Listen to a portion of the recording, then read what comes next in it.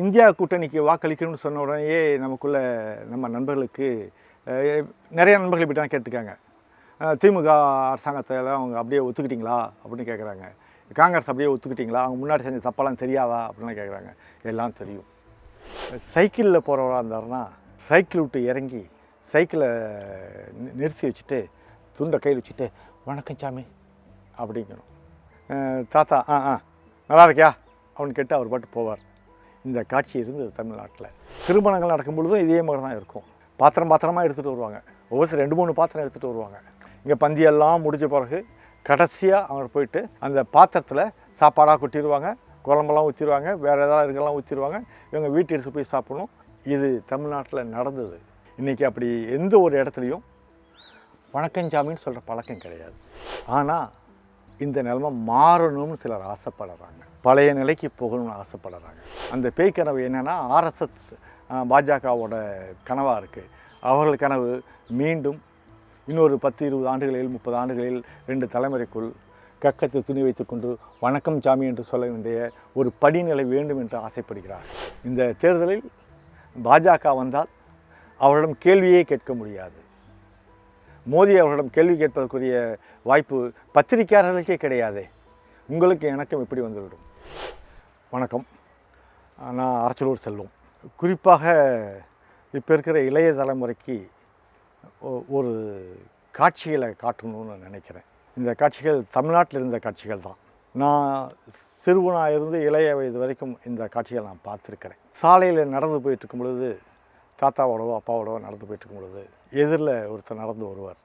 சட்டை இல்லாமல் நடந்து வருவார். ஓரமாக நடந்து வருவார்.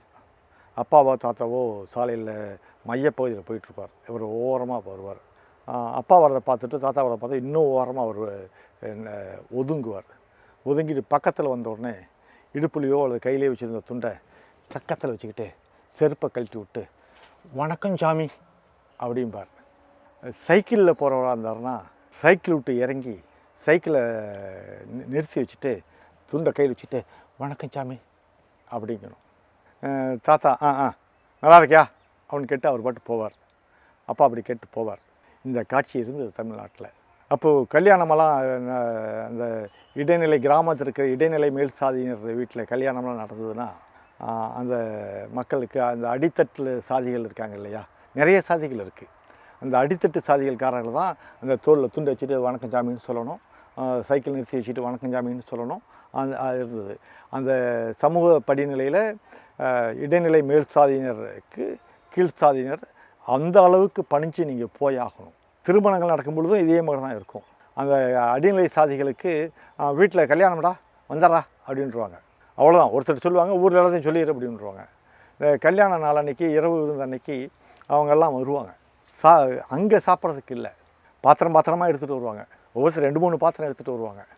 அந்த கல்யாண வீட்டுக்கு பக்கத்தில் எங்கே இருட்டாக இருக்கோ அந்த இடத்துல அப்படியே உட்காந்துருப்பாங்க. இங்கே பந்தியெல்லாம் முடிஞ்ச பிறகு கடைசியாக அவங்க போயிட்டு எல்லாத்துக்கும் அங்கேயே இலையை போட்டெல்லாம் பரிமாறதெல்லாம் கிடையாது. அந்த பாத்திரத்தில் சாப்பாடாக கொட்டிடுவாங்க, குழம்பெல்லாம் ஊற்றிடுவாங்க, வேறு ஏதாவது இருக்கலாம் ஊற்றிடுவாங்க. இவங்க வீட்டு எடுத்து போய் சாப்பிடணும். வீட்டில் இருக்கிறவங்க எல்லாத்துக்கும் சேர்த்து வாங்கிட்டு போவாங்க, நாளைக்கு வேணுக்கும் சேர்த்து வாங்கிட்டு போவாங்க.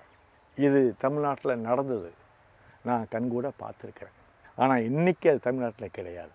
இன்றைக்கி அப்படி எந்த ஒரு இடத்துலையும் வணக்கஞ்சாமின்னு சொல்கிற பழக்கம் கிடையாது.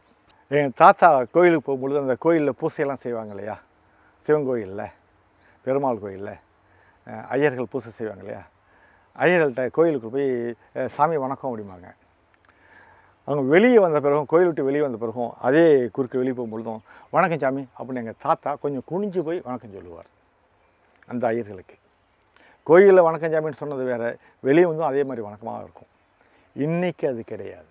ஏன் அப்படின்னா நமக்கு நிறைய விழிப்புணர்வு வந்திருக்கு, கல்வி வந்திருக்கு, பொருளாதார ரீதியாக மேலே எந்திரிச்சிருக்கிறோம். மரியாதை, சுயமரியாதை அப்படிங்கிறது எல்லாமே எல்லாருக்கும் புரிய ஆரம்பிச்சிருக்கு. எல்லோரும் எல்லாத்தையும் மதிக்கணும் அப்படிங்கிற உணர்வு வந்திருக்கு. ஆக காலத்தில் இன்றைக்கி தமிழ்நாட்டுக்குள்ளார பேருக்கு பின்னாடி சாதி இல்லை. தமிழ்நாடு தாண்டி வேறு எந்த மாநிலத்தில் போனீங்கனாலும் சரி, அவங்க பேருக்கு பின்னாடி சாதி இருக்கும். இங்கே சாதி அடையாளம் இல்லாத ஒரு சமூகமாக நீங்கள் எல்லாமே வளர்ந்துருக்கிறீங்க. ஆனால் இந்த நிலைமை மாறணும்னு சிலர் ஆசைப்படுறாங்க. பழைய நிலைக்கு போகணும்னு ஆசைப்படுறாங்க. இந்த நிலை இருக்கு இல்லையா, இந்த நிலை இந்தியாங்கிற ஒரு கனவோடு இணைந்தது. எல்லாரும் சமம், அச்சமிட்டு வாழ்கின்றது பூமியில் அப்படின்ற கீதாஞ்சலி சொல்லுவார்ல, எங்கே மக்கள் அச்சமிட்டு இருக்கிறார்களோ அதுவே என்னுடைய அன்னை பூமின்னு சொல்கிறார் இல்லையா கீதாஞ்சலியில் தாகூர். அதே மாதிரி அந்த அச்சமிட்டு இருக்கின்ற நிலையை மாறி எல்லோரும் அஞ்ச வேண்டும், எல்லோரும் அவர்களுக்கு வணக்கம் ஜாமி என்று சொல்ல வேண்டும் என்று ஆசைப்படுகின்ற ஒரு கூட்டம் இருக்கிறது. இது எல்லோரும் சமமாக இருக்க வேண்டும் என்ற பெருங்கனவு கூட்டம். இது காந்தி கண்ட இந்தியாவின் கூட்டம்.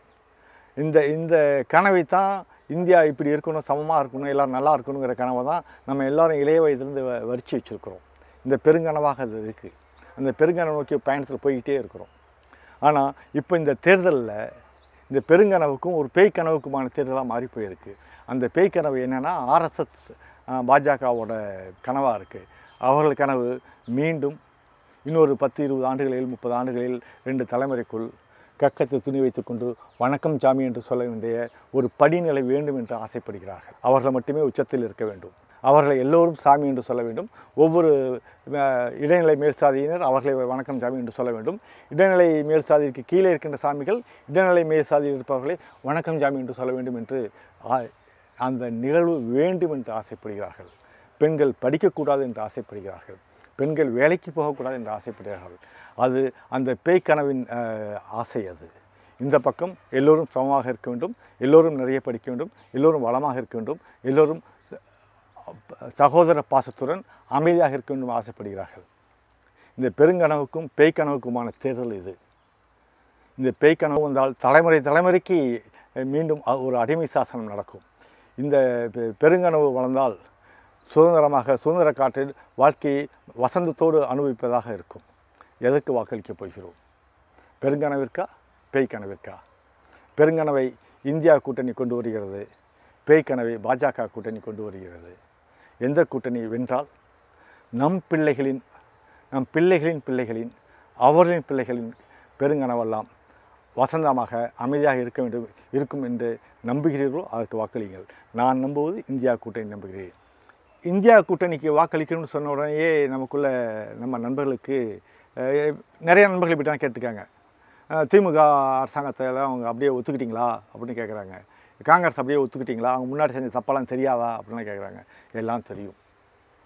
திமுக நடத்துகின்ற ஆட்சியின் மீது நமக்கு நிறைய விமர்சனங்கள் இருக்கிறது.